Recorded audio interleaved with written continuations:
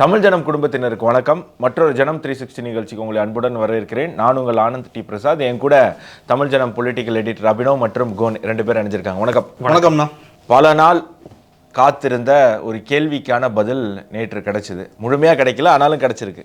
நான் என்ன சொல்ல வரேன், பாஜக செயல் தலைவர், தேசிய செயல் தலைவரை அறிவிச்சிருக்கு. எப்படா தலைவரை அறிவிப்பாங்க அப்படின்னு எதிர்பார்த்துக்கிட்டு இருந்த நேரத்தில் வழக்கம் போல யாருமே எதிர்பார்க்காத ஒரு நபரை செயல் தலைவர். நீங்க யாரை எதிர்பார்த்தீங்க? இல்லை, ஏன்னா பல பேர் இதில் பேசப்பட்டது. மத்திய அமைச்சர் சிவராஜ் சிங் சௌகான் அந்த மாதிரி பல பேர் இதுல இது பண்ணி, நிறைய பேர் யோகி பேர், தேவேந்திர பட்னாவிஸ், அவர் எல்லாரோட பேரும் இதுல இது பண்ணுச்சு. தமிழ்நாட்டுல இருந்து அண்ணாமலைஜி கூட ஆக்குவாங்க அப்படின்னு நிறைய பேர் சொல்லி, பல பேர் ஆசையா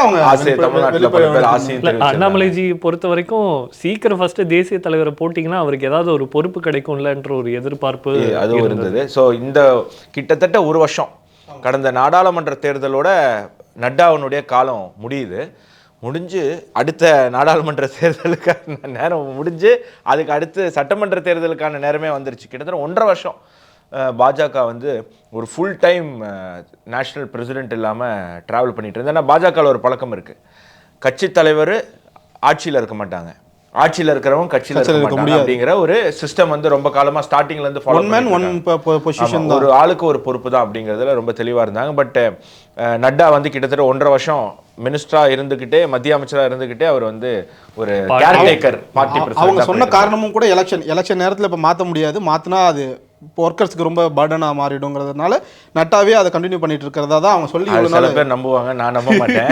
ஒரு தேசிய தலைவர் போடுறதுக்கு பலவிதமான யோசனைகள் இருந்திருக்கலாம். யாரை போடுறது, எல்லாரையுமே சாட்டிஸ்ஃபை பண்ற மாதிரி போடணும். இதுல பல ஏன் இந்த இது வருதுன்னா, அமித்ஷா அவர்கள் இருந்தபோது, அவர் தேசிய தலைவராக இருந்தபோது அவர் பங்கேற்கலை.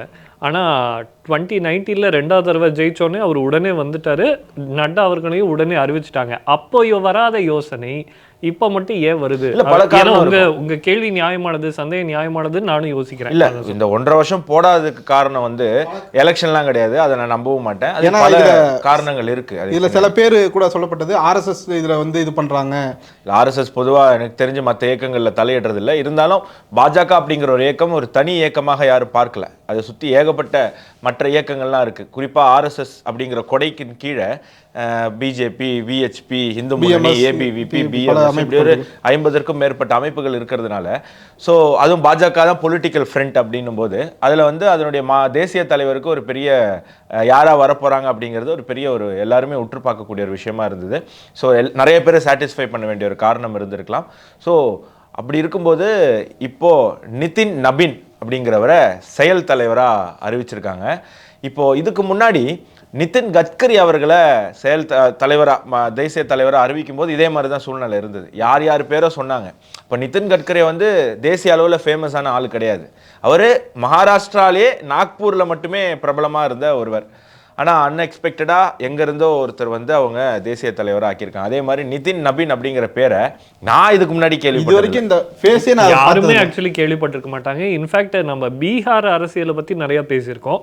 அப்போ ஸ்டார் கேண்டிடேட்ஸ் அலசியிருக்கோம். அப்போ கூட இவரோட பேர் பிரதானமாக நம்ம பார்த்தோம். பீகார் தேர்தலில் ஸ்டார் கேண்டிடேட்டில் கூட இவர் பேர் நமக்கு வரல. அப்போது பாஜகவில் சர்ப்ரைஸுக்கு மேலே சர்ப்ரைஸ் நிறையா தந்திருக்காங்க. இது ஒரு மிகப்பெரிய சர்ப்ரைஸாக மாறி, அதுவும் இவரோட வயசு ரொம்ப குறிப்பிட வேண்டிய விஷயமா இருக்குது. 45 வயசான இவரை தேசிய தலைவரா, செயல் தலைவர் அடுத்து இவங்க பிஜேபி செயல் தலைவர் தான் அடுத்த தலைவராக ஆவாங்க. 45 வயசுல ஒருத்தருக்கு தேசிய தலைவர் எப்படி இவர் அதுக்கு அதுதானே கரெக்டாக இருக்கும். இன்னைக்கு உலகத்திலேயே இளமையான நாடு எதுனா இந்தியா தானே. அதிகமான இளைஞர்கள் இருக்கக்கூடிய ஒரு நாடு இந்தியா. நம்ம காங்கிரஸில் கர்கேவை 80 வயசில் ராகுல் காந்தி போடுறவர் ஒருத்தரை தேசிய தலைவராக ஆக்குறாங்க. நேற்று பார்த்த ஒரு மேடையில் அனௌன்ஸ் பண்ணுறவர் அடுத்தது கர்கேஜி பேசுவார் அப்படின்னு அனௌன்ஸ் பண்ணுறாரு. ஆனால் ராகுல் காந்தி எந்திரிச்சு போகிறாரு. எந்திரிச்சு போய் நீங்கள் உட்காருங்க, நான் பேசிட்டு அப்புறம் நீங்கள் பேசுங்கன்னு எந்திரிச்சு போகிறாரு. ஸோ அப்படி ஒரு ஆமாசாமி போடுறதுக்கு கர்கேவை தேசிய தலைவர். இப்போ உண்மையிலே காங்கிரஸ் கட்சியை வளர்க்கணும், அதுக்கு ஒரு தலைவர் வேணும்னு நினச்சிருந்தா சசி தரூர் தானே தலைவராக இருக்கணும். ஏன்னா வயசில் கம்மி, கர்கேவோட வேர்ல்டு எக்ஸ்போஷர் இருக்குது, நல்ல ஸ்பீக்கரு, எதிர்கட்சிகளும் மதிக்கக்கூடிய ஒருவர். இப்படி ஏகப்பட்ட விஷயம் அவருக்கு இருந்தது. ஆனால் என்ன பண்ணாங்க, கர்கேவை தான் ஆக்குனாங்க. இங்க 45 வயசுல இவர் ஆக்கியிருக்காங்க. அது கூட பரவாயில்ல, இவங்க பட்டியல் சமுதாயத்தை நாங்க தான் காவல் காக்கிறோம் அப்படின்னு சொல்றாங்க. அப்படிப்பட்ட ஒரு தலைவருக்கு மரியாதை கூட குறைந்தபட்சம் இல்லை அப்படின்றது தான். நம்ம தேசிய தலைவராக இருக்கும்போதே அவருக்கான மரியாதை இந்த கட்சியில வழங்கப்படுறது இல்லை அப்படின்றது தான் வருத்தத்தை. நம்ம வருத்தப்படக்கூடாது, கர்கே தான் வருத்தப்படணும். இவங்களோட மாரடிக்க வேண்டியதே இருக்கு அப்படின்னு சொல்லி. ஸோ திருப்பி நிதின் நபீனுக்கு வருவோம். 45 வயசு நிதின் நபீன் அப்படிங்கிறவர் 4 முறை எம்எல்ஏ, தொடர்ந்து 4 முறை எம்எல்ஏ. சத்தீஸ்கர் தேர்தலில் அந்த தேர்தல் பாஜகவினுடைய பிரபாரியா இருந்தவர். சத்தீஸ்கர்ல எல்லா கருத்து கணிப்பும் பாஜகவுக்கு எதிராக இருந்தது. பிரபாரினா பொறுப்பாளர், பாஜக பிரபாரி அப்படின்னு சொல்லக்கூடியவங்க. காங்கிரஸ்லயும் அதே தான், ஹிந்தி வார்த்தை. பிரபாரி அப்படின்னா பார்வையாளர், பொறுப்பாளர், எப்படி வேணா நம்ம வச்சுக்கலாம். ஸோ சத்தீஸ்கர் மாநில சட்டமன்ற தேர்தலுக்கு இவர் தான் பாஜக பொறுப்பாளராக இருந்தார். பாஜக தேசிய தலைமை கூட சத்தீஸ்கரில் பாஜக ஆட்சி வரும் அப்படிங்கிற ஒரு எதிர்பார்ப்பில் இல்லாமல் இருந்தபோது அங்கே வந்து அதிசயப்படுத்துகிற அளவுக்கு பாஜகவை, ஏன்னா அதற்கு முன்னாடி இருந்த பாஜக ஆட்சி மீது பயங்கரமான ஒரு ஆன்டி இன்கம்பன்சி இருந்து, அதை தொடர்ந்து பூபேந்தர் பட்டேலுடைய ஆட்சி, அந்த ஆட்சியில் நிறைய தவறுகள் நடந்திருந்தாலும் விளம்பரங்கள் மூலமாக நீங்கள் பார்த்தீங்கன்னா அந்த 5 ஆண்டுகள் காங்கிரஸ் சத்தீஸ்கரில் ஆட்சி பண்ண அந்த 5 ஆண்டுகள் தான் அதிகமான பணம் விளம்பரத்துக்காக பயன்படுத்தப்பட்டது.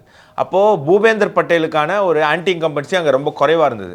அங்கே ஓவர்டேக் பண்ணி பிஜேபி ஆட்சி கொண்டு வந்தது தான் இவர் மேலே அமித்ஷா மோடியினுடைய பார்வை விழுவதற்கான ஒரு விஷயமாக இருந்தது. அதுக்கப்புறம் டெல்லி தேர்தலில் முக்கியமான வேலையை இவர் கொடுத்திருந்தாரு அமித்ஷா அவர்கள். ஸோ இவர் சத்தீஸ்கர் தேர்தல் வேலையை ரெக்கக்னைஸ் பண்ணி டெல்லி தேர்தல் வரும்போது அதில் முக்கியமான சில பொறுப்புகள் இவருக்கு வழங்கப்பட்டிருந்தது. அங்கேயுமே வெற்றி. இதில் இன்னும் நம்ம கவனிக்க வேண்டிய விஷயம், நம்ம நிறைய பேர் விடாமல் போன விஷயம், மோடி அவர்கள் ஒரு தடவை உத்தரப்பிரதேஷ் போன போது இவர் வீட்டுக்கு போயிருக்கார். இவர் வீட்டுக்கு போனது எப்படி அப்படின்னா, இந்த சமீபத்தில் கீதா பிரஸ் நிகழ்ச்சிக்காக போன போது இவர் வீட்டுக்கு போயிருக்கார். எப்படி போயிருக்கார் அப்படின்னா, இவர் வீட்டுக்கு போகிற வழி வந்து குறுகலான வழி, அங்கே வண்டி போகாது. 150 மீட்டர் பிரதமர் மோடி நடந்து போய் இவர் வீட்டுக்கு போயிருக்கார். அப்போ அன்னைக்கே வந்து இவர் மேலே ஒரு பார்வை, ஒரு நம்பிக்கை பிரதமர் வைத்திருக்கிறார். ஸோ இவர் வந்து டைரக்டாக பிரதமரனுடைய ப்ரிஃபரன்ஸில் தான் இவருக்கு வந்து இந்த பொறுப்பு வழங்கப்பட்டிருக்கு அப்படிங்கிறது பிரதமர் சொல்லும் போதே இளம் உழைப்பாளி அப்படின்னு தான் இவர் மென்ஷன் பண்ணியிருக்காரு. கடுமையான உழைப்பாளி, அதுக்கு ஏற்ற மாதிரி தான் அவரோட ட்ராக் ரெக்கார்டுமே இருக்கு. அனௌன்ஸ் பண்ணதுக்கப்புறம் நான் இவருடைய வரலாறுலாம் எடுத்து பார்க்கும்போது சீனியர் லீடர்ஸை நல்லா மதிக்கக்கூடியவர், அதே நேரத்தில் புது ஐடியாஸை எக்ஸிக்யூட் பண்ணக்கூடியவர். ஸோ இவருடைய வயசு கம்மி, 45 வயசு, இந்தியாவினுடைய ரியல் பாப்புலேஷனை ரெப்ரசன்ட் பண்ணுறாரு. அதே நேரத்தில் சில இளைஞர்களுக்கு இருக்க வேண்டியது பட் இல்லாமல் இருக்கக்கூடிய ஒரு பழக்கம் என்ன அப்படின்னா, சீனியர்ஸை ரெஸ்பெக்ட் பண்ணுறது. இவனுக்கு என்னப்பா தெரியும், வயசான கிழட்டு பீஸு அப்படி நினைக்காம அவங்களுடைய ஐடியாஸையும் அவங்களையுமே எப்படி வந்து நம்ம வந்து கூட்டி ஒன்றா சேர்த்து போகிறது, அரவணைச்சு போகிறது அப்படிங்கிறதுல ரொம்ப எக்ஸ்பர்ட். ஸோ ரெண்டுமே இணைஞ்சு வந்ததுனாலையும் 2-3 தடவை ப்ரூவ் பண்ணதுனாலையும் பாரம்பரியமாக பாஜக, இவரோட அப்பா வந்து ஜனசங்கத்தில் எம்எல்ஏவாக இருந்தார்.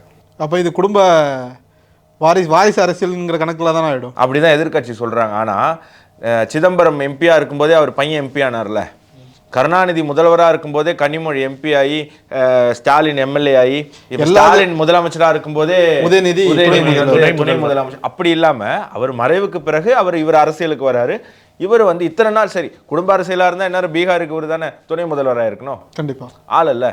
அப்போது அவங்க உழைப்பில் வராங்க. குடும்ப அரசியல் அப்படிங்கிறது எப்படி எதை சொல்கிறாங்க அப்படின்னா, இந்த மாவட்டத்தில் நான் தான், எனக்கு அப்புறம் என் பையன் தான், எனக்கு அப்புறம் அந்த பையனுக்கு அப்புறம் அவன் பேரன் தான் சொல்கிறது தான் குடும்ப அரசியல். அப்பா இருக்கிற கட்சியிலேயே பையன் போய் வேலை செய்கிறது குடும்ப அரசியல் கிடையாது. வேலை செஞ்சு முன்னேறி வாங்க அப்படிங்கிறது தான் நம்ம பார்க்கணும். அப்படி பார்த்தா அவருடைய அப்பா பிஜேபியில் இருந்தனால இவர் காங்கிரஸில் போய் சேர்றோமா அப்படின்னு நம்ம சொல்ல முடியாதுல்ல. ஸோ அது குடும்ப அரசியலை நம்ம பார்க்க முடியாது. ஸோ பாரம்பரியமாகவும் பாஜக இயக்கங்களை சார்ந்தவர் இவர். ஏபிவிபியிலிருந்து மாணவர் அமைப்பிலிருந்து வந்த கூடியவர். எனக்கு என்ன தோணுதுன்னா, பிஜேபி வந்து பீகாருக்கு ஒரு முதல்வர் வேட்பாளரை தயார் பண்ணுறாங்களோ. ஏன்னா வந்து இப்போது நிதிஷ் வந்து சிஎம்மாக இருக்கார். அடுத்த 5 ஆண்டுகள் முடிந்து பாஜக தேர்தலை சந்திக்கும். பாஜகவுக்கு அங்கே இருந்த பெரிய ஒரு ட்ராபேக்கே சிஎம் ஃபேஸ் இல்லை அப்படிங்கிறது தான். ஸோ அதுக்கும் முயற்சி பண்ணுறாங்களோ அப்படிங்கிற ஒரு கேள்வி வருது. அது மட்டும் இல்லை, இவருடைய கம்யூனிட்டி என்னது, கயஸ்தா கம்யூனிட்டி. அதாவது பேக்வேர்டில் வராது, ஃபார்வர்டு கம்யூனிட்டி தான். சில பகுதிகளில் பேக்வேர்டு கம்யூனிட்டியாக இருக்காங்க. கயஸ்தா கம்யூனிட்டி வந்து வெஸ்ட் பெங்கால், பீகார், ஒடிஷா, உத்தரப்பிரதேசில் சில பகுதிகளில் ரொம்ப ஆதிக்கம் செலுத்தக்கூடிய ஒரு கம்யூனிட்டி. இன்னும் உதாரணத்துக்கு சொல்லணும்னா சுவாமி விவேகானந்தர், நேதாஜி சுபாஷ் சந்திர போஸ், லால் பகதூர் சாஸ்திரி, அதுக்கப்புறம் வந்து தியான் சந்த் ஹாக்கி பிளேயர், இவங்க இந்த மாதிரி பல ப்ராமினென்ட் லீடர்ஸ், ப்ராமினென்ட் பர்சனாலிட்டிஸ் இந்த கம்யூனிட்டியிலேருந்து வந்திருக்காங்க. இன்னும் சில ரிசர்ச்லாம் பார்த்தா ஜவஹர்லால் நேரும் கயஸ்தான் சொல்கிறாங்க. எனக்கு அது எந்த அளவுக்கு உண்மைன்னு தெரியல. ஏன்னா ராகுல் காந்தி அவரை வந்து தன்னை ஒரு கவுல் பிராமணர் அப்படின்னு சொல்லிக்கிறாரு. அப்படி இருக்கும்போது எப்படி வந்து ஜவஹர்லால் நேரு கயஸ்தர் ஆனார் அப்படின்னு தெரியல. இந்தியாவில் இந்த ஒரு குழப்பம் இருக்கக்கூடிய ஒரே குடும்பம் அந்த குடும்பம் தான். அப்படி போல எந்த ஜாதியும் கந்தியா அது பல ஏகப்பட்ட குழப்பத்திலே வச்சுக்கிறதுனா அது அவங்களுக்கு வந்து ரொம்ப பெனிஃபிஷியலாக இருக்கு அப்படின்னு. ஸோ கயஸ்தா சமுதாயத்தை சார்ந்த. ஸோ வெஸ்ட் பெங்கால் தேர்தல் வருது, பீகார், ஜார்க்கண்ட். என்னுடைய அனுமானம் பீகாரை விட வெஸ்ட் பெங்காலுக்கு இது ஒரு, அப்போ இவர் பீகாரை சேர்ந்தவராக இருந்தாலும் இப்போ அடுத்த எலெக்ஷன் உடனே வரப்போகிறது அப்படின்னு பார்த்தா வெஸ்ட் பெங்கால் தான். அந்த நேரத்தில் கரெக்டாக வெஸ்ட் பெங்காலில் இருக்கக்கூடிய ஒரு முக்கிய சமுதாயமான கயாஸ்தாவை சேர்ந்த ஒரு நபர், இவர் பீகாரில் மட்டும் இல்லை அதர் ஸ்டேட்லேயும் பர்ஃபார்ம் பண்ணக்கூடியவர்ன்றதை ஏற்கனவே நிரூபிச்சிட்டார், டெல்லி, சத்தீஸ்கர். அப்போ வெஸ்ட் பெங்கால் இவருடைய டார்கெட்டாக இருக்கலாம் அப்படின்றது இல்லை 100%. ஏன்னா இவர் பேர் பாருங்களேன், நிதின் நபீன். ஆக்சுவலி நவீன் தான், நவீன் பட்நாயக் மாதிரி இவர் பேர் நவீன் தான். ஆனால் இங்கே வெஸ்ட் பெங்காலில் வந்து வாக்கு பதில் பா தான் வரும்.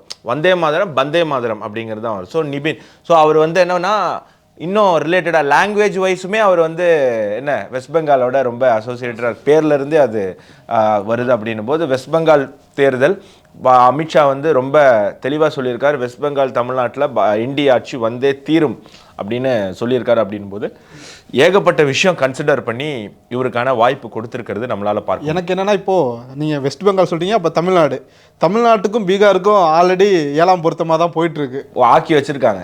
இவங்க இங்க இருக்கக்கூடிய திமுக அரசாங்கம் பீகார்னு சொல்லி தான் அவங்களோட அரசியல் முன்னெடுக்கிறாங்க.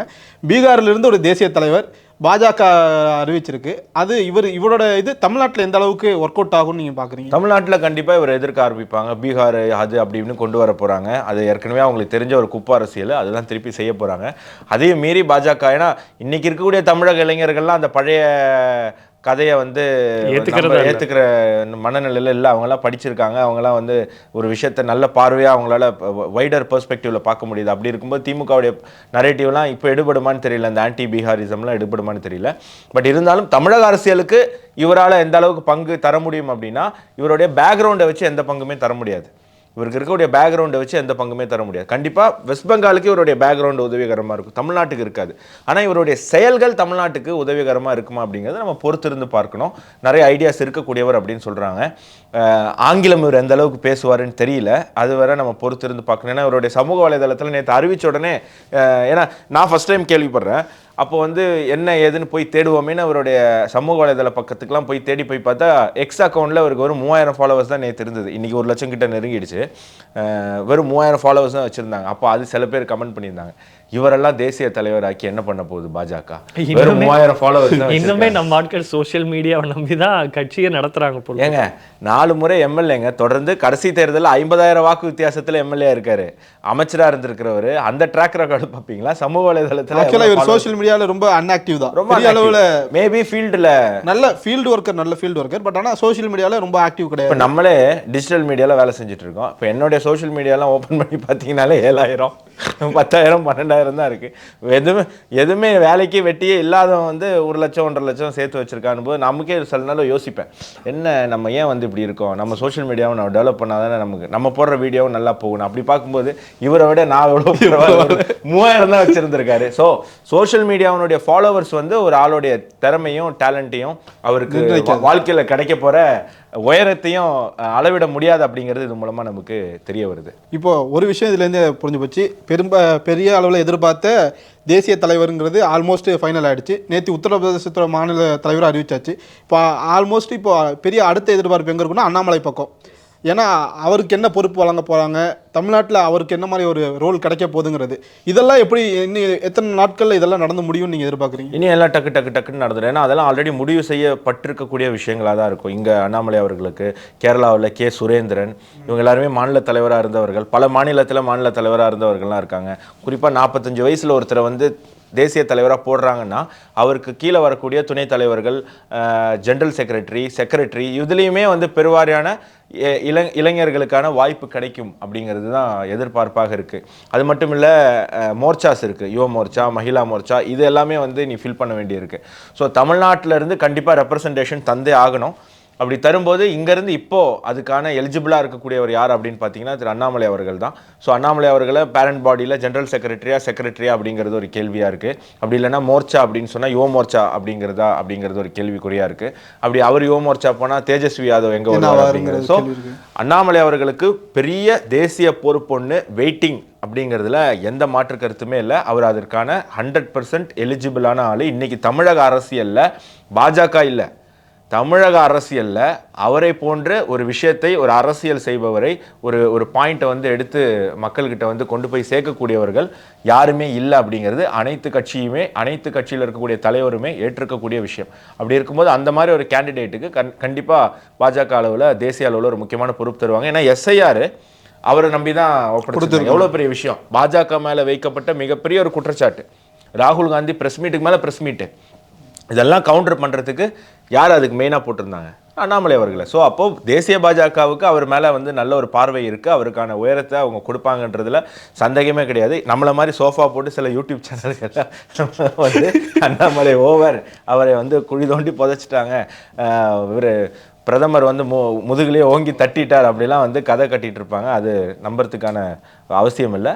அடுத்தடுத்த கட்டத்தில் அவருக்கான பொறுப்புகள் வழங்கப்படும். அவர் அண்ணாமலை அவர்களுக்கும் அவருடைய பணியை பாஜகவுக்கு உபயோகரமாக மாறக்கூடிய பொறுப்புகள் அவருக்கு வழங்கப்படும் அப்படிங்கிறது நம்ம பார்க்கணும். அதே நேரத்தில் பாஜகவுக்கு இப்போ பியூஷ் கோயலை இங்கே தேர்தல் இன்சார்ஜாகவும் போட்டிருக்காங்க.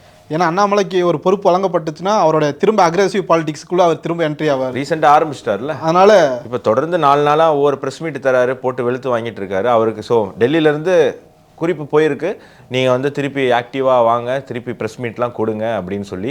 ஏன்னா இத்தனை நாள் பொறுப்பு இல்லாமல் எதன அடிப்படையில் ப்ரெஸ் மீட் கொடுக்குறதுன்னு அமைதியாக இருந்தார். நான் ஒரு சாதாரண தொண்டன் அப்படின்னு தான் அவர் சொல்லிட்டு இருந்தார். அதனால் ப்ரெஸ் மீட்லாம் ரொம்ப அளவாக கொடுத்துட்டு இருந்தார். இப்போது ஒரு முக்கியமான பொறுப்பு கொடுத்துருக்காங்க, இறங்கி அடிக்க ஆரம்பிச்சிட்டாரு. இனி கட்சி பொறுப்பு வந்துருச்சுன்னா முடிஞ்சு போச்சு. தமிழக ஊடகங்களுக்கு ஒரு பெரிய அதுக்கப்புறம் என்ன ஆகும் அப்படின்னு சொன்னால், இப்போ விஜய்க்கு ஒரு 33% எதிர்பார்ப்பு இருக்குல்ல மக்கள் மத்தியில், வாக்கு இல்லை எதிர்பார்ப்பு, அது படிப்படியாக குறையும். அதற்கான முழு வேலையுமே அண்ணாமலை அவர்கள் இறங்கி செய்வார் அப்படிங்கிறதுல மாற்று கருத்து இல்லை. அடுத்தது அதிமுகவினுடைய பாஜக கூட்டணி பேச்சுவார்த்தை, பியூஷ் கோயல் அவர்களை பாஜக வந்து இது பண்ணியிருக்காரு, பொறுப்பாளராக போட்டிருக்காங்க. அதுவும் வந்து இப்போது தமிழக அரசியலில் இன்றைக்கி ஒரு பிரேக்கிங் நியூஸாக போயிட்டுருக்கு. ஏற்கனவே பியூஷ் கோயல் இதில் ஓரளவு அனுபவம் மிக்கவர் தான். அதனால் திரும்பவும் இந்த விஷயத்தையும் ஸ்மூத்தாக எடுத்துகிட்டு போவார் அப்படின்றதுல 2021 தேர்தலும் போதும் அவர் தான் இதுக்குள்ளே வந்திருந்தார் அப்படின்னு. ஸோ பியூஷ் கோயலுக்கு என்ன கொடுக்கப்பட்டிருக்கும் அப்படின்னு சொன்னால், ஓபிஎஸ்ஸை திருப்பி அதிமுகக்குள்ளே கொண்டு வர்றது, டிடிவியை என்டிஏ கூட்டணிக்குள்ளே கொண்டு வர்றது. நயினாரா தான் ஓப்பனாக சொல்லிட்டாரு, எங்களுக்கு வந்து டிடிவி அவர்கள் அமமுக எங்கள் கூட்டணியில் வரணும் அப்படின்ற விஷயத்த அவர் வந்து ஓப்பனாகவே சொல்லிட்டாரு. டிடிவி என்ன சொல்கிறாருன்னா, ஓபிஎஸ் இணையறாரான்னு ஃபஸ்ட்டு பார்ப்போம் அப்படின்ற விஷயத்த அவர் சொல்கிறாரு. ஆக மொத்தத்தில் ஒரு முடிவை நோக்கி இது போய்கிட்டு இருக்கு அப்படின்றது நமக்கு இல்லை. ஓபிஎஸ் வந்து அதிமுகவில் ஆல்மோஸ்ட் இணையறதுக்கான நேரம் வந்துருச்சு அப்படிங்கிறது தான் தகவல்கள்லாம் சொல்கிறது.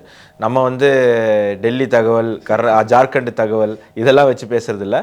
நமக்கு இப்போ கூட வந்திருக்கக்கூடிய தகவல் என்ன அப்படின்னு சொன்னால், போன பொதுக்குழுவில், அதிமுக பொதுக்குழுவில் கூட்டணி சம்பந்தமாக எந்த முடிவு வேணால் எடுக்கலாம் அப்படின்னு இபிஎஸ்க்கு பொறுப்பு கொடுத்துருக்காங்க. அது மட்டும் இல்லை, அதிமுகவில் யாரை சேர்க்கலாம், யாரை அனுப்பலாம் அப்படிங்கிற முழு அதிகாரமும் அவருக்கு வழங்கப்பட்டிருக்கு. அப்படின்னும் போது இபிஎஸ் வந்து நேற்று வச்சிருந்த ப்ரெஸ் மீட், அதாவது 13ஆம் தேதி வைத்திருந்த ப்ரெஸ் மீட்டு 23க்கு மாத்துறாரு. ஏன் அப்படின்னு சொன்னால், 24 அவர் அதிமுகவில் இணைவதற்கான வாய்ப்பு இருக்குது அப்படின்னு சொல்லப்படுது. இதுதான் அதிமுக அப்படின்னா, டோரை திறக்கிறதுக்கான பிடியை பிடிச்சு எடப்பாடி ரெடியாக இருக்காரு. இவர் இந்த பக்கம் வெயிட் பண்ணிட்டு இருக்காரு, டோரை திறந்தோடனே அதிமுக என்ட்ராகிறதுக்கு. ஸோ திறக்கிறது, உள்ளே வராரா, அந்த கடைசி நிமிஷத்தில் ஏதாவது மாற்றம் இருக்கா அப்படிங்கிறது ஒரு ஃபோட்டோ ஃபினிஷ் மாதிரி எல்லாரும் வெயிட் பண்ணி பார்த்துட்டு இருக்காங்க. இஷ்டம் இல்லைனாலும் இபிஎஸ் வந்து இதற்கு சம்மதிச்சு தான் ஆகணும். ஏன்னா ஒரு நரேட்டிவ் பில்டிங். அதிமுகவுக்கு ஓபிஎஸோட தேவை இப்போ இருக்குது. ஏன்னா அதிமுக மேலே சுமத்தப்பட்ட அந்த முக்குளத்தோருக்கு எதிரான ஒரு இதுங்கிறத தகர்க்கணும். அதே சமயத்தில் தென் மாவட்டங்களில் இருக்கக்கூடிய அந்த முக்குளத்தோர ஓட்டை இழுக்கணும்னா அதுக்கு ஓபிஎஸ் உடைய தேவைங்கிறது அங்கே கண்டிப்பாக இருக்கு. அதே மாதிரி சசிகலா ஓபிஎஸும் அவர் தனித்திருந்தால் அவருக்கு பெரிய அளவில் செல்வாக்கு கிடையாது. அவருக்கும் இப்போ நம்ம ஒரு இடத்துல சேர்ந்தா மட்டும்தான் நம்மளால சஸ்டெயின் ஆக முடியுங்கிற ஒரு கட்டாயத்தில் இருக்காரு. இது ரெண்டுமே இப்போ கணிஞ்சிட்டு டிசம்பரோட எண்டில் எனக்கு தெரிஞ்ச ஒரு தமிழ்நாட்டு அரசியல் ஒரு தெளிவு பெற்றுங்கிற மாதிரி தான் தோணுது. கண்டிப்பாக டிசம்பர் 2 ஜனவரி 9க்குள்ள. ஏன்னா டிஎம்டிகே பொதுச் செயலாளர் பிரேமலதா அவர்கள் என்ன சொல்லியிருக்காங்கன்னா, நாங்கள் கூட்டணியை குறித்து 9ஆம் தேதி பேசுகிறோம் அப்படின்னு சொல்லி. ஸோ 9ஆம் தேதி அவங்க தெரிவித்த உடனே ஆல்மோஸ்ட் அப்புறம் அன்புமணி ஒருத்தர் தான் இருக்கார். அது பிஎம்கேஏ பிஎம்கே அப்பா பிஎம்கே பையன் பிரிஞ்சிருக்கு. அதுவும் ஒன்றா சேர்ந்து எங்கே வரப்போகிறாங்க அப்படிங்கிறத நம்ம பார்க்கணும். ஆல்ரெடி திமுக கூட்டணியில் விசிகா இல்லை காங்கிரஸ் ரெண்டில் ஏதாவது ஒரு கட்சி டிவிகேக்கு போகுங்கிறது கிட்டத்தட்ட உறுதியாயிடுச்சு. ஏன் அப்படின்னு சொன்னால் அதிக சீட்டில் திமுக நிற்கணும்னு ஆசைப்படுறாங்க. இதில் வேறு எம்என்எம்ங்கிற ஒரு கட்சி புதுசாக உள்ளே வந்திருக்கு. அந்த கட்சியில் ஒருத்தருக்கு ராஜ்யசபா சீட்டு கொடுத்துட்டாங்க. மீதி அந்த கட்சியில் இன்னும் 2 உறுப்பினர் இருக்காங்க. அந்த 2 பேருக்கு ஆளுக்கு ஒரு எம்எல்ஏ சீட்டாவது கொடுத்தாகணும். இல்லைன்னா ஸ்னேகன் கோச்சிக்கிட்டு அடுத்த படத்தில் என்ன பண்ணுவார், பாட்டில் வரியில் ஏதாவது ஒன்று சேர்த்து சொல்லிவிடுவார் அப்படிங்கிற ஒரு ஸோ அவங்களுக்கு ஒரு 3 தொகுதி கொடுக்கணும். திமுகவும் அதிக தொகுதிகளை நிற்கணும். ஏன்னா 188 நின்றாங்க போன தடவை. இந்த தடவை நாங்கள் 200 ஜெயிப்போம்னு சொல்லியிருக்காங்க. 12 தொகுதி அதிகமாக நிற்க வேண்டிய ஒரு சூழ்நிலை திமுகவுக்கு வரும். அப்படி இருக்கும்போது காங்கிரஸோ விசிகாவுடைய தொகுதிகள் குறையும். இல்லை கம்யூனிஸ்ட் வெளில போகலாம். கண்டிப்பாக திமுக கூட்டணியிலிருந்து 2 அல்லது 3 கட்சிகள் டிவிகே கூட்டணிக்கு போகிறதுக்கான வாய்ப்பு இருக்குது. எடப்பாடி ஒரு தவறுதலான முடிவு எடுத்தாருன்னா, ஓபிஎஸ்ஸுக்கான கதவை திறக்காமல் யார் வேற ஒரு அச்சத்தினால பயத்தினால அவர் அந்த டோரை பூட்டிட்டார் அப்படின்னு சொன்னால், அதிமுக என்டிஏ கூட்டணியிலிருந்தும் ஒரு 3 கட்சி டிவிகேக்கு போகிறதுக்கு வாய்ப்பு இருக்குது. இந்த 2 தவறு எங்கே நடந்தாலும் சரி அது ப்ளஸ்ஸாக போகிறது டிவிகேக்கு தான். இல்லை ஏதாவது ஒரு கட்சி சரி பண்ணிட்டாங்க, திமுக சரி பண்ணிட்டாங்கன்னா அது திமுகவுக்கு பலமாக மாறிடும். ஏன்னா அதிமுக கூட்டணி தான் பிரிஞ்சு டிவிகேக்கு போகும். இல்லை அதிமுக சரி பண்ணிட்டாங்கன்னா திமுகலேருந்து பிரிஞ்சு டிவிகேக்கு போகும்போது அது அதிமுகவுக்கு பலமாக இருக்கும். ஸோ அந்த ஒரு சூழ்நிலையில் இன்னைக்கு அரசியல். ஏன்னா விசிகாவும் காங்கிரஸும் ஆட்சியில் பங்கு வேணும்னு கேட்டுட்டு இருக்கக்கூடிய சூழ்நிலை திமுக அது ஒருபோதும் அதை ஏற்றுக்கலை. ஆனால் டிவிகே ஆரம்பத்திலிருந்து சொல்லிட்டு இருக்க விஷயம் என்னென்னா, ஆட்சியில் அதிகாரத்தில் எங்களுக்கு பங்கு கொடுக்குறோம் அப்படிங்கிற ஒரு முன்னெடுக்கிறாங்க. அப்போது விசிகா அங்கே போனால் அதிகமான சீட்டை வாங்க முடியும், காங்கிரஸ் அங்கே போனாலும் அதிகமான சீட்டை வாங்க முடியும். ஆல்ரெடி விஜய்க்கு ஒரு நல்ல வரவேற்பு இருக்குங்கிறத நம்ம சொல்லியிருக்கோம். இது எல்லாமே ஒன்று சேரும்போது அவங்களுக்கு ஒரு பெரிய ஆடட் அட்வான்டேஜாக மாறப்போகுது.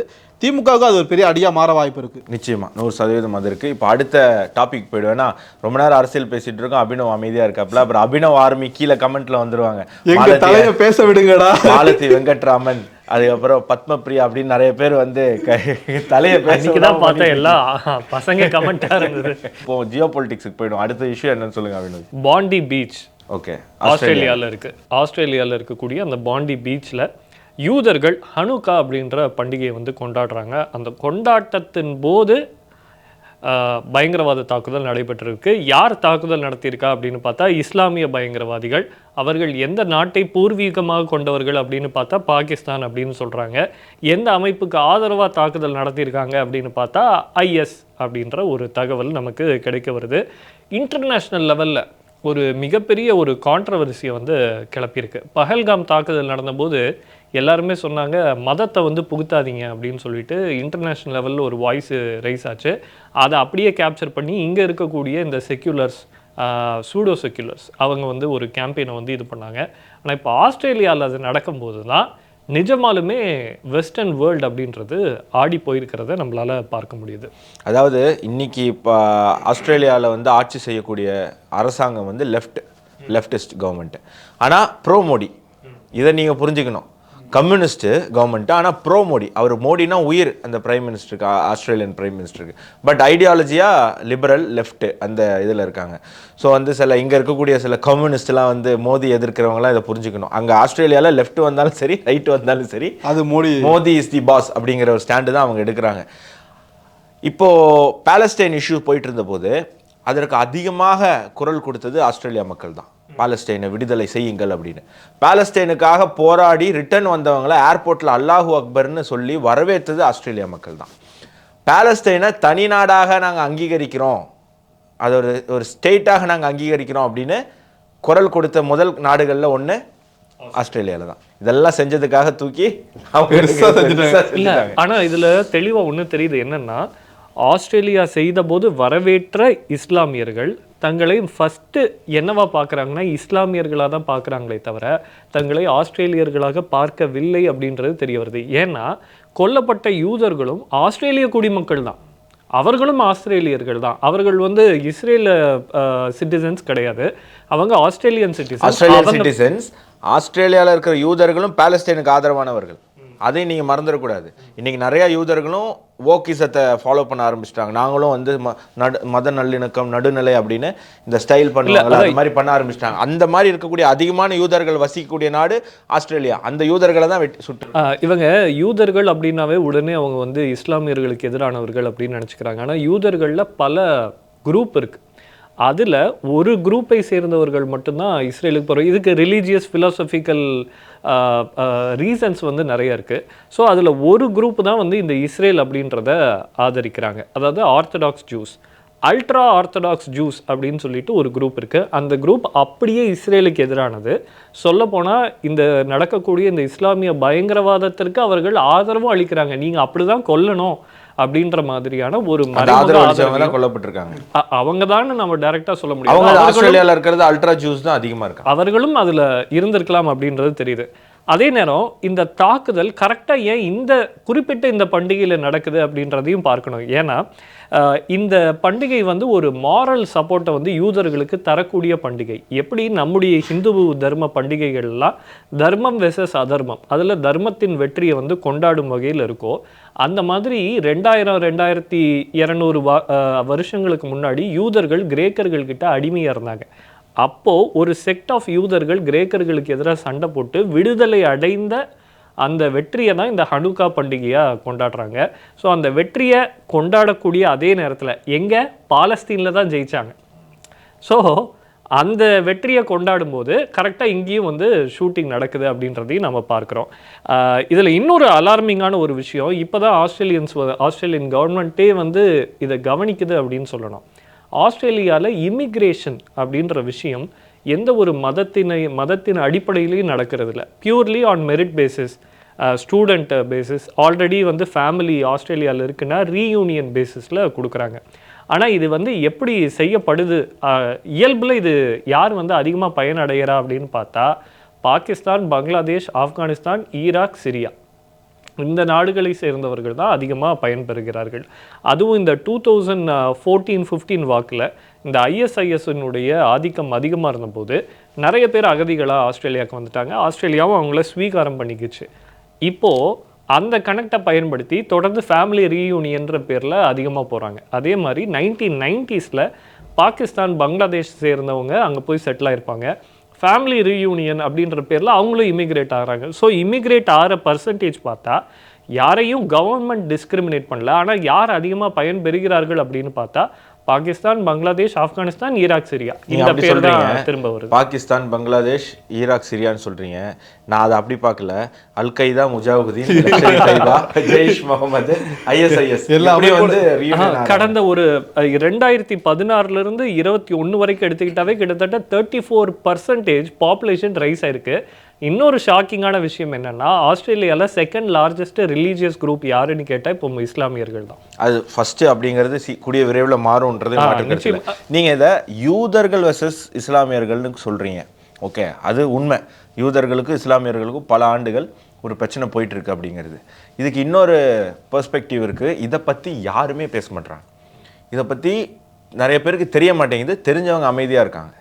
என்ன அப்படின்னு சொன்னால், நீங்கள் நிறையா இந்த ஃபாரினில் நடக்கிற டெரரிஸ்ட் அட்டாக்லாம் பாருங்கள், டிசம்பர், நவம்பர் இந்த டைமில் நடக்கும்.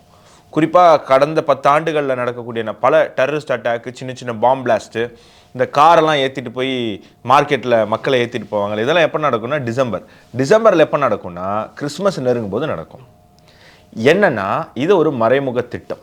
யூரோப்லேயும் கிறிஸ்டியன் கண்ட்ரீஸ்லேயும் கிறிஸ்மஸை கொண்டாடுவதை நிப்பாட்டணும். கிறிஸ்மஸை கொண்டாடுறது எப்படி நிப்பாட்டணும்? கிறிஸ்மஸை கொண்டாடுறதுக்கு பயம் வரணும். இப்போ கிறிஸ்மஸை கொண்டாடுறதுக்கு எப்படி பயம் வரும்? கிறிஸ்மஸ் நேரத்தில் வெளியில் பயங்கரவாத தாக்குதல் நடந்தால் பயம் வரும். உதாரணத்துக்கு அந்த காரை ஏற்றிட்டு போய் கொள்றதெல்லாம் எங்கே? கிறிஸ்மஸ் மார்க்கெட்டில். நீங்கள் எடுத்து பாருங்கள், நீங்கள் நெட்டில் போய் போட்டு பாருங்கள்.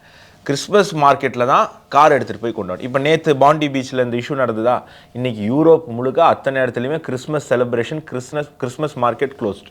ஜெர்மனி, ஃப்ரான்ஸு, நெதர்லாண்டு, இந்த மாதிரி பல ஊர்களில் இப்போ இந்த கிறிஸ்மஸ் கொண்டாட்டமானது ஸ்டாப் பண்ணிட்டாங்க. ஆல்ரெடி பிரிட்டன்ல யூகேல எடுத்துக்கிட்டோம்னா கிறிஸ்மஸ்னே சொல்றது கிடையாது, ஹாலிடே.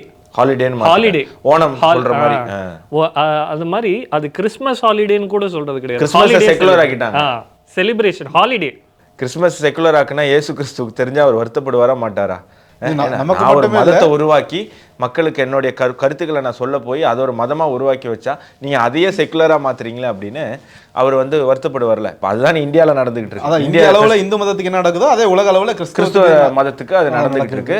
கிறிஸ்மஸ் கொண்டாட்டத்தை தடுத்து நிறுத்துவதும் இதில் ஒரு மிகப்பெரிய ஒரு இதுக்கு பின்னாடி வந்து ஒரு சதி திட்டம் இருக்கு, ஒரு சர்வதேச சதி திட்டம் இருக்கு அப்படிங்கிறதையும் நம்ம புரிஞ்சுக்கணும். போகிற போக்கு பார்த்தா இந்தியா தவிர வேற எங்கேயுமே கிறிஸ்மஸ் கொண்டாட முடியாது போல இருக்கு.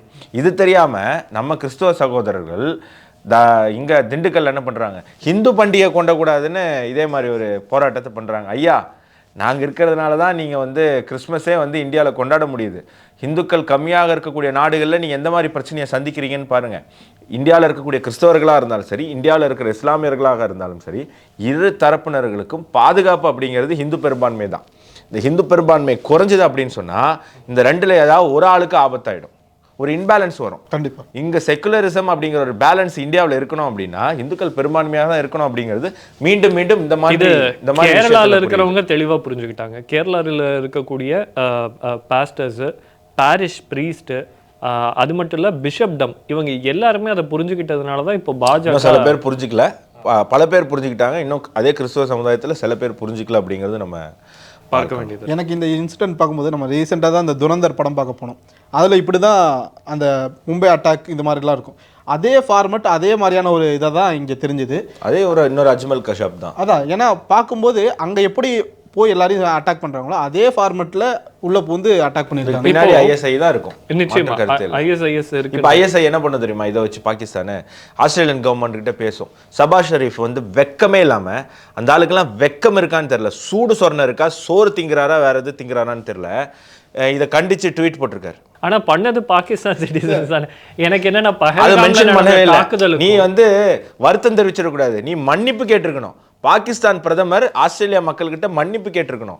இப்போ என்ன பண்ணுவாங்கன்னா இதை காரணமாக காட்டி ஷபாஸ் ஷெரீஃப் என்ன பண்ணுவாங்க, ஆஸ்திரேலியன் கவர்மெண்ட் கிட்ட நீ கொஞ்சம் பணம் தாங்க, இவனுங்களெல்லாம் நான் என்ன பண்ணுறேன்னு பாருங்க, எல்லாத்தையும் கண்டுபிடிச்சு ஐஎஸ்ஐ மூலமா இவனுங்களெல்லாம் நசுக்கிறேன் அப்படின்னு சொல்லிட்டு ஒரு பேக்கேஜ் வாங்குவாப்ல, வாங்கி அதை அவங்கள்ட்ட கொடுத்துரு, வாங்கி அவர்கிட்ட அசீம் முனிட்ட கொடுத்து அசீம் முனிர் என்ன பண்ணுவார், அந்த பணத்தை அவர் 80% எடுத்துட்டு 20% அமெரிக்கன் ரஷ்யன் கன்னை ஏதாவது ஒரு பிரெஞ்சு குரூப் மூலமா இம்போர்ட் பண்ணிட்டு அதை எடுத்துட்டு போய் இங்க சப்ளை பண்ணிட்டு இன்னொரு நாட்டில் டார்கெட் நடக்கும். இதுல இருந்து தப்பிக்கிறது ஜப்பான் மட்டும்தான். நிச்சயமா. ஆனா இப்போ பிரஷர் அப்படின்றது ட்ரம்ப் மேலேயும் ஓரளவு இருக்கும். ஏன்னா பஹல்காம் தாக்குதலின் போதே இவங்களை நீ வந்து கண்டிச்சு வச்சிருந்தீங்க அப்படின்னு சொன்னா திரும்பவும் இந்த மாதிரி ஒரு குளோபல் அட்டாக் அப்படின்றது நடந்திருக்குமா அப்படின்ற ஒரு கேள்வி அங்க நடக்குது. ஏன்னா யூஎஸ்லேயும் கன் வைலன்ஸ் ப்ரவுன் யூனிவர்சிட்டியில் நடந்திருக்கு.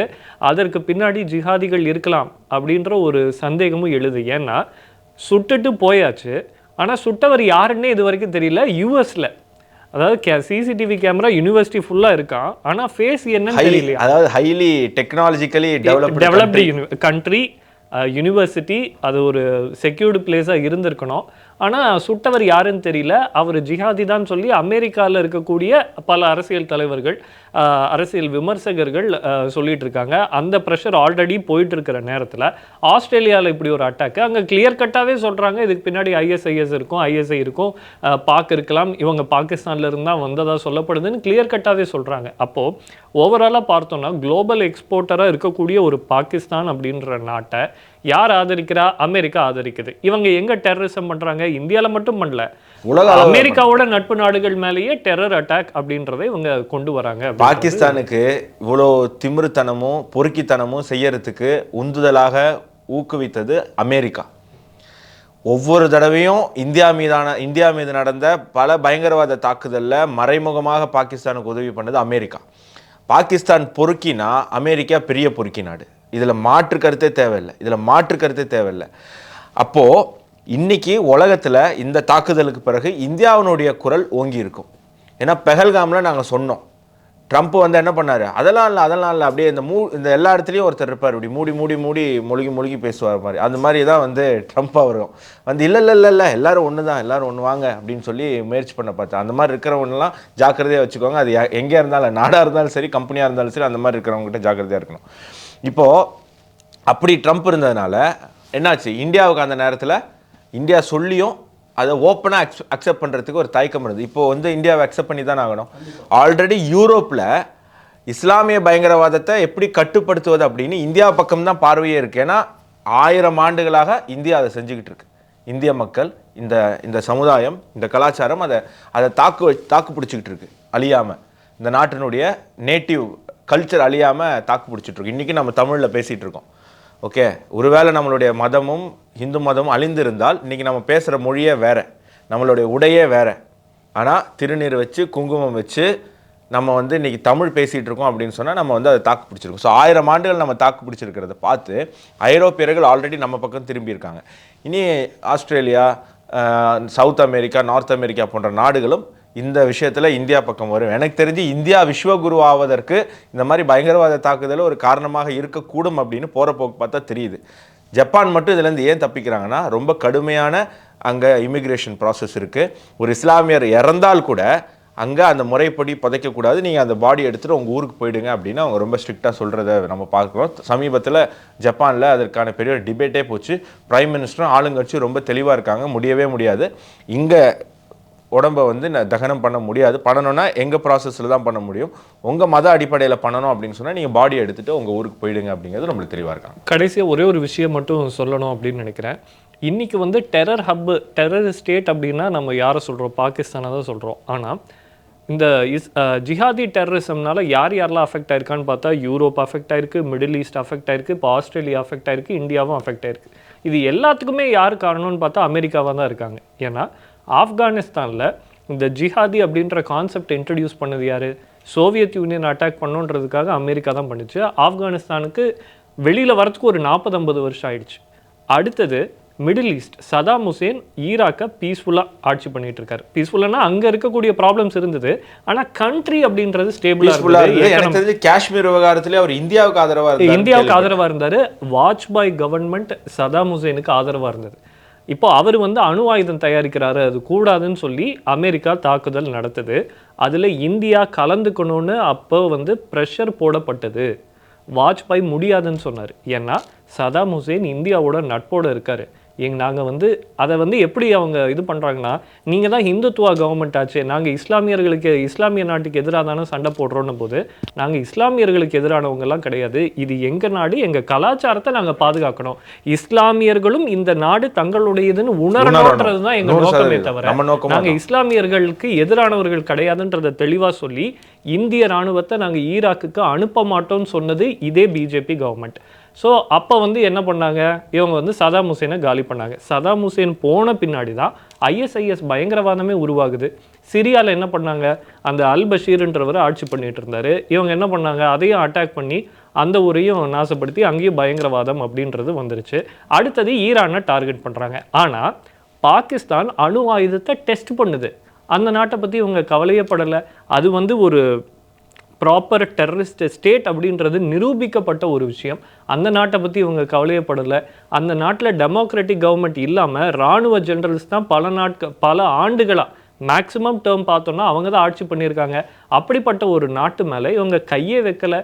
பஹல்காம் தாக்குதல் நடந்ததுக்கு பிறகும் இவங்க அதே ஸ்ட்ராட்டஜியை தான் ஃபாலோ பண்ணியிருக்காங்க அப்படின்றத நாம் இங்கே முட்டாள்கள் தான் அமெரிக்கர்கள் அப்படிங்கிறவங்க, முட்டாள்கள் அப்படிங்கிறது இது மூலமாக நமக்கு நிரூபணமாகுது. சதாம் ஹுசேன் இறந்தபோது இந்தியாவில் பல பேர் அதை கொண்டாடினாங்க. வழக்கமாக ஏதாவது இஸ்லாமிய தலைவருக்கு ஏதாவது ஒரு பிரச்சனை வந்தால் அதுக்கு எதிராக குரல் கொடுக்குற இஸ்லாமிய அமைப்புகளும் சதாம் ஹுசேனை பிரச்சனை வந்தபோது அதற்காக எதிர்த்து குரல் கொடுக்கல. ஒரு ஜென்ரேஷனே சதாம் ஹுசேனை ஒரு பயங்கரவாதிகள் போல் சித்தரித்து மக்களை வந்து நம்ப வச்சுருக்காங்க. ஆனால் ஜம்மு காஷ்மீர் முழுமையாக இந்தியாவுடைய ஒரு அங்கம் அப்படிங்கிறத அவர் வந்து ஏற்றுக்கிட்ட ஒரு தலைவர். நீங்கள் சொன்ன மாதிரி ரொம்ப நெருக்கமாக இருந்தவர். ஸோ இந்த மாதிரி மேனிப்புலேட் பண்ணக்கூடிய விஷயத்தை அமெரிக்கா பல ஆண்டுகள் செஞ்சுருக்கு. இன்றைக்கி அதற்கெல்லாம் இந்திய இளைஞர்கள் வந்து செவி சாய்க்கிறது இல்லை. நம்மளை போன்ற இளைஞர்கள் நம்மளை விட வயசில் குறைவான இளைஞர்கள்லாம் ஒரு விஷயத்தை தேடி படித்து தெரிஞ்சுக்கிறோம் அப்படிங்கிறது நம்ம நாட்டுக்கு ஒரு பெரிய பலமாக இன்னைக்கு மாறி. இப்போவும் பாருங்களேன், மோடி அவர்களுடைய ஃபர்ஸ்ட் டேர்மில் அமெரிக்கா வச்ச கோரிக்கை என்ன, நாங்கள் ஆப்கானிஸ்தான்லேருந்து ட்ரூப்ஸை வாபஸ் வாங்கிக்கிறோம், நீங்கள் இந்தியன் ட்ரூப்ஸ் அனுப்புங்கன்னு. முடியாதுன்னு நம்ம சொல்லியாச்சு. அதனால தான் தாலிபான்ஸ் இப்போ இந்தியாவோட ஒரு நட்பு நாடாக அவர்கள் தங்களுடைய கவர்மெண்ட்டை நடத்திட்டு இருக்காங்க அப்படின்றதையும் நம்ம இங்கே சேர்த்து கவனிக்க வேண்டியது இருக்குது. ஸோ நாளைக்கு விஜய் திவஸ். பங்களாதேஷ் அப்படிங்கிற ஒரு நாடு உருவாகுவதற்காக இந்திய இராணுவம் வந்து அங்கே இருக்கக்கூடிய முக்தி மாகினி அப்படிங்கிற விடுதலை சுதந்திர போராட்ட வீரர்களுக்கு கூட சேர்ந்து அந்த இதை வாங்கி கொடு. ஸோ இந்தியா என்றைக்குமே ஒரு நாட்டை ஆக்கிரமித்து அடிமைப்படுத்தாது, அதை ஆக்கியபை பண்ணாது, ஆக்கிரமிக்காது. மாறாக அதுக்கு சுதந்திரம் வாங்கி தரும். அந்த நாட்டு மக்களுக்கு சுதந்திர காற்றை சுவாசிப்பதற்கான உரிமையை அதற்கு விட்டு கொடுக்கும். அப்படிங்கிறதுக்கு மிகப்பெரிய உதாரணம் 1971 இந்தியா பாகிஸ்தான் வார். அதன் மூலமாக உருவான பங்களாதேஷ் அப்படிங்கிற நாடு. அந்த நாட்டு மக்களுக்கு அந்த தலைமுறை கடந்து வந்து இன்னைக்கு இருக்கக்கூடிய தலைமுறைக்கு இந்த வரலாறே தெரியாம இந்திய கொடி மீது நடந்துகிட்டு இருக்காங்க அந்த முட்டாள் பசங்க. அவங்கெல்லாம் இன்னைக்கு வந்து சுதந்திர சுவாசத்தை பங்காளி மொழி பேசுறாங்க அப்படின்னு சொன்னா அது இந்திய ராணுவ வீரர்கள் சிந்திய ரத்தம், இந்திய ராணுவ வீரர்கள் பறிந்து போன உயிர் அதற்கு காரணம். அது கூட தெரியாம அவனுக்கு வந்து இன்னைக்கு சீன் போட்டுட்டு இருக்காங்க. பாகிஸ்தான் அதில் சில விஷயம் ஞாபகம் வச்சிருக்க வேண்டியிருக்கு. 93,000 சோல்ஜர்ஸ் ஒரே நேரத்தில் அரெஸ்ட் ஆகி அது 93,000 கிடையாது. ஏன் அப்படி சொல்கிறேன்னா, பாகிஸ்தானி சோல்ஜர் சொல்லுவாங்களாம், ஒரு Pakistan soldier is equal to 4 Indian soldiers. அப்போ 93,000 into 4ன்னு போடணும். அதுதான் சரண்டரான சோல்ஜர்ஸினுடைய 100 Pakistani soldiers is equal to 1 Indian soldier. அது கூட வந்து நம்ம வந்து ஏற்றுக்கிறதுக்கு இன்னும் நம்ம அந்த மனநிலைக்கு வரல அப்படிங்கிறது நம்ம பார்த்துக்கணும். ஸோ அப்படியேப்பட்ட பங்களாதேஷ் வந்து இன்னைக்கு மீண்டும் அந்த உருது மொழியை நோக்கி, வங்காளம் பேசக்கூடிய மக்கள் உருது மொழியின் ஆதிக்கத்தின் கீழ் போகக்கூடிய ஒரு காட்சி நம்ம பார்த்துட்டு இருக்கோம். ஸோ பொறுத்திருந்து பார்ப்போம் பங்களாதேஷ் என்ன ஆகுதுன்னு. இன்றைக்கி எனக்கு தெரிஞ்ச நிறைய விஷயங்களை நம்ம வந்து டிஸ்கஸ் பண்ணியிருக்கோம். போன எபிசோடுக்கு வந்து நிறைய கமெண்ட்ஸ் இருந்தது. அதாவது இந்த டிஷர்ட் விஷயம் நம்ம போட்டிருந்தோம்.